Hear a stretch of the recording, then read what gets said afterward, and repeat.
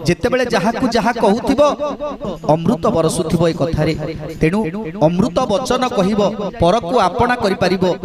ଆଉ କ'ଣ କରିବ ନା କର୍ମ କରିବ। ଯେତେ କଷ୍ଟ ଆସୁ, ଯଦି ଆଜି ସେ କର୍ମଟି କରିବାର ଅଛି ତାହେଲେ ତାକୁ ନିଶ୍ଚିତ ଭାବରେ କରିବ। କର୍ମରେ ଭଲ ମନ୍ଦ ବାଛ ବିଚାର କରିବ।